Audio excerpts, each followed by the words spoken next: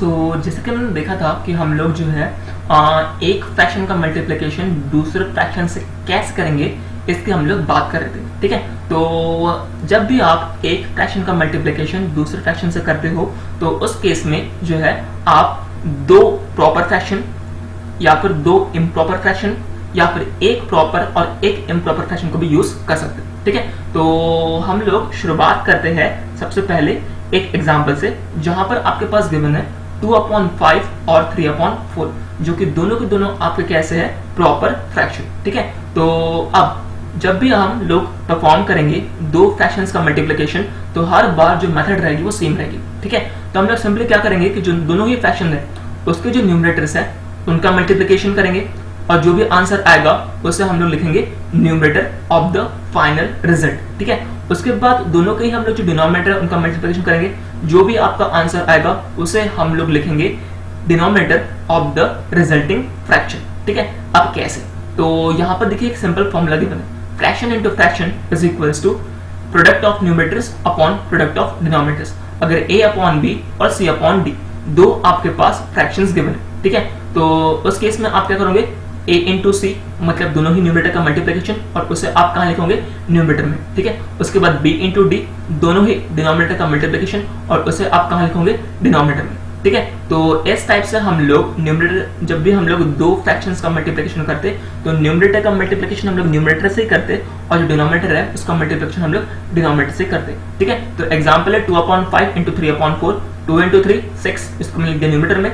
उसके बाद 5 इंटू 4 20, इसको मैंने लिखा डिनोमिनेटर में। ठीक है, तो सिंपल याद रखिए कि जब भी आप दो फ्रैक्शंस का मल्टीप्लिकेशन कर रहे हैं तो न्यूमरेटर में आप हमेशा प्रोडक्ट ऑफ न्यूमरेटर लिखेंगे और डिनोमिनेटर में आप हमेशा प्रोडक्ट ऑफ डिनोमिनेटर ही लिखेंगे। ठीक है, उसके बाद हो सकता है कि आपके पास ऑफ ये वर्ड देखे भी मल्टीप्लिकेशन आए, मतलब जैसे कि यहाँ पर गिवन है 1/2 ऑफ 9/4।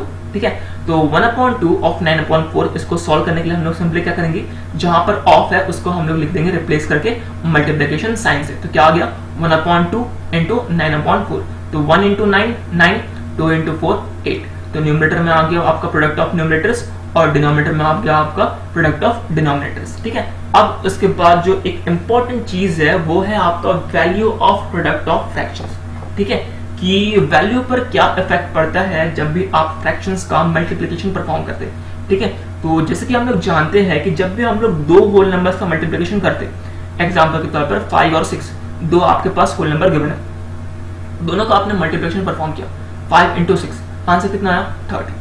और जो आपका आंसर है इसका वैल्यू दोनों ही होल नंबर से क्या है, बड़ा है। ठीक है, तो याद रखिए कि जब भी आप दो होल नंबर का मल्टीप्लिकेशन परफॉर्म करेंगे, जो भी आपका आंसर आएगा वो आंसर आपका दोनों ही नंबर से हमेशा क्या रहेगा, बड़ा रहेगा। ठीक है, मतलब जो आपका 30 आंसर आया वो 5 से भी बड़ा है और 6 से भी बड़ा है। लेकिन जब आप बात करते हैं मल्टीप्लिकेशन ऑफ फ्रैक्शंस की, तो उस केस में जो आपका वैल्यू है वो जरूरी नहीं कि हर बार बड़ा हो। ठीक है, अब वो कैसे होता है हम लोग चेक करते हैं। एग्जाम्पल है first, the product of two proper fractions. आपने दो प्रॉपर फ्रैक्शन का मल्टीप्लिकेशन परफॉर्म किया, तो 2/5 एक प्रॉपर फ्रैक्शन है, 4/9 आपका एक प्रॉपर फ्रैक्शन है। ठीक है, तो 2/4 कितना आ गया, 8, 2 इंटू 4 कितना आ गया आपका 8, 5 इंटू 9 कितना आ गया आपका 45। अब देखिए यहाँ पर 2/5, 4/9 दो प्रॉपर फ्रैक्शन, दोनों का आपने प्रोडक्ट परफॉर्म किया।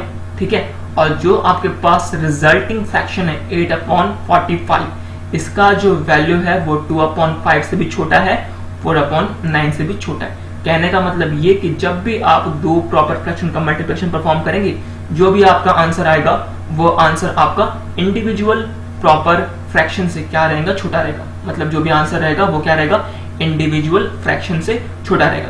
तो हमारे केस में 8/45 जो आंसर आया वो 2/5 से भी छोटा है, 4/9 से भी छोटा है।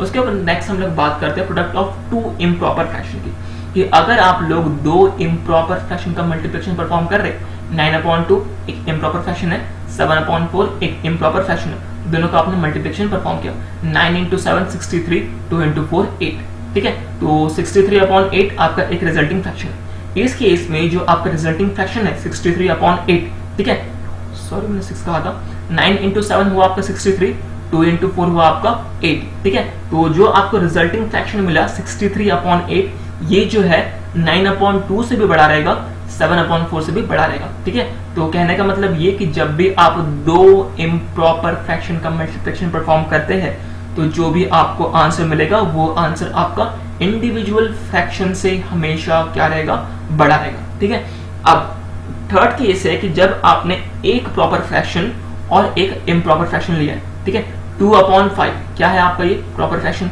7/3 क्या है आपका ये इम्प्रॉपर फ्रैक्शन। ठीक है, तो आपने एक प्रॉपर फ्रैक्शन का मल्टीप्लिकेशन एक इम्प्रॉपर फ्रैक्शन से किया, 2 × 7 14, 5 × 3 15। ठीक है, तो जो आपके पास रिजल्ट आया है, ये रिजल्ट देखिए, ये जो रिजल्ट है 14/15 ये हमेशा बड़ा रहेगा प्रॉपर फ्रैक्शन से, लेकिन हमेशा छोटा रहेगा इम्प्रॉपर फ्रैक्शन से। ठीक है, तो जैसे कि मैंने यहाँ पर कहा कि if we multiply proper fraction with improper fraction then the product will be less than improper fraction. जो आपका आंसर रहेगा वो इम्प्रॉपर फ्रैक्शन से छोटा रहेगा और जो आपका प्रॉपर फ्रैक्शन है उससे वो बड़ा रहेगा। ठीक है।